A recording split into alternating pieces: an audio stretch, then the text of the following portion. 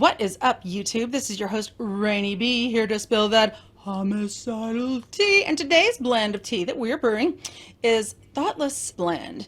It has hints of betrayal and a real overall feeling of yearning for intellect, because this guy's an idiot.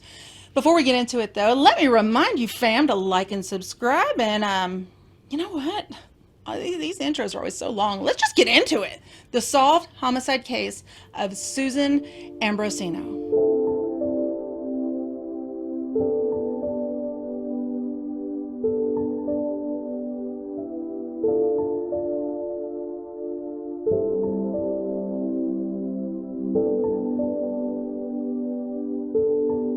It was on Long Island in New York that Susan Ambrosino and her family, which consisted of her husband Keith and her daughter Taylor, called home.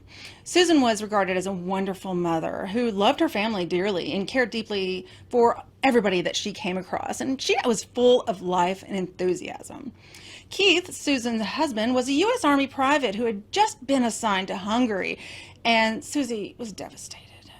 Keith reassured her that his brother Stephen Chavain, Steve's girlfriend Kim, and her brother Tim would keep a close eye on her and Taylor in case they needed anything. The initial deployment plan called for Keith to be gone anywhere between 6 months to a year, but a back ailment forced him to return early. Although Keith was glad to be back, slowly he realized that nothing would ever be the same again. Stephen was always at the house. So much that even his own daughter started bopping down the stairs, and Stephen was sitting at the table and, what? Well, this has gone on long enough. Keith approached Steve about all the time he was spending with his family in his house and asked him to keep his visits a little bit more infrequent. He was home, so we're good. But Stephen refused, and Susan sided with Stephen. As a result, her marriage and the relationship between Keith and Stephen became more and more irreparably damaged. Anthony, Susan's brother, went to the police a few weeks after their relationship ended and reported his sister missing.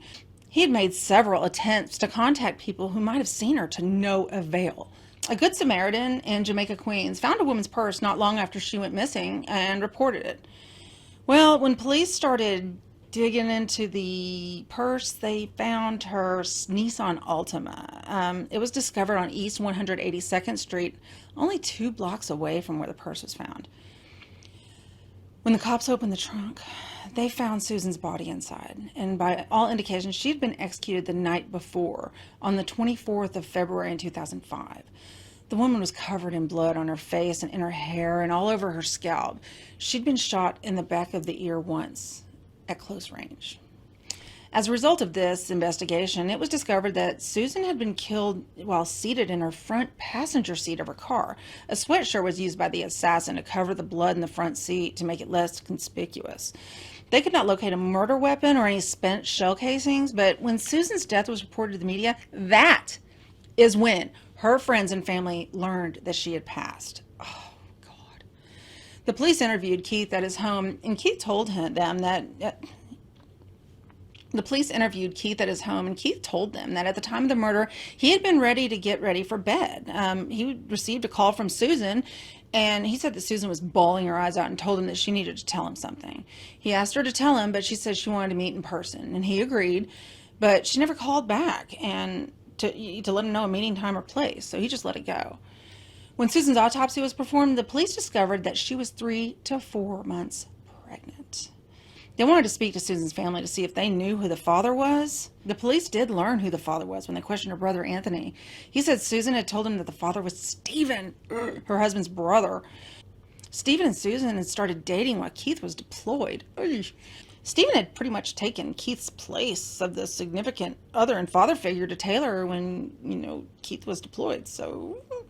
Well, Keith was already angry about the relationship ending, and police wondered if he killed Susan just because she wanted to tell him the truth. Well, Anthony dropped one more bombshell. Susan had also planned to meet Stephen on the night that she died. The police went to Stephen's house, where he lived with his girlfriend Kim. I'm sorry, what? But the police asked Kim where Stephen was at the time of the murder, and she said that he'd been with her brother Tim. At the time, this was corroborated by Tim, who was there at the house. According to him, he said that he'd been watching TV with Stephen and he'd gone out at approximately 9 p.m. The police then spoke with Kim to see if she was aware of Stephen's relationship with Susan. She admitted that she did know about it and that their romance had come to an end as a result. Stephen and Susan, however, decided to continue living together due to the fact that they were expecting a child together. The police didn't really believe either one of them, but they had no evidence to prove otherwise. Steve and Tim's cell phone records were retrieved by the police, and they figured a lot out by looking at these call logs that showed many phone calls between the two of them. Stephen was in Jamaica, Queens, as the murder was taking place according to the phone records. Tim was brought into the station, and they interrogated him. Tim cracked almost right away and said that Stephen called him that night and said that he was on Jamaica Avenue and needed a ride. Tim drove to pick him up and said that Stephen said he did something stupid. Stephen had then also asked him to get rid of a gun. It was a .380 caliber. Imagine that, the same caliber used to kill Susan. Oh my goodness. Well, Tim also told the police that Stephen asked him to tell anyone who asked where they were that night that he had left around 9 p.m. However, Tim refused to give up the pistol and revealed where it was. Tim was also ruled out since he had just returned from a family breakfast at a neighborhood eatery, and in addition to Keith, he had been eliminated from consideration. That left only Stephen. The cops assumed that Susan had met Stephen that evening and that he had driven them to Queens in his car. There is speculation that Stephen and Susan got into an argument over the baby and whether or not Susan should tell Keith about it. To make matters worse, he killed her when she refused to get an abortion. She was placed in the trunk and Tim was summoned to pick Steve up. I swear these stories. Following his arrest, Stephen entered a plea bargain and was sentenced to prison. A 30-year jail term was imposed on him. Not long enough, if you ask me. That is it for this case. It's not a very long one, so I thought I'd just give you a little bonus one this week. Have you guys ever heard of this one? I mean, it's crazy how many of these crimes are just kerplunk, done, without the thought of any looking forward to, like, see what repercussions that this may happen to cause to the families. I mean, hello, you people, not you people, but these people, they think they're so smart and they are so stupid. It just drives me nuts how dumb some of these people are and how they think they can just get away with murder, but it does make me feel a little bit smarter. Well, that is it for this case. Have you ever heard of this one before? I mean, I found this on a Reddit page and I'd never heard of it before. So, I mean, I was like, I gotta cover it. I think it really does suck, though, that a lot of these cases involve, you know, affairs and partners and do-si-do around infidelity. I mean, it's really screwed up because at one point, you know that these people really thought that they loved each other. And it's insane how that changes, and it can change to murder, you know, by the mistresses or by the, what do you call them, Mr. or Mistress?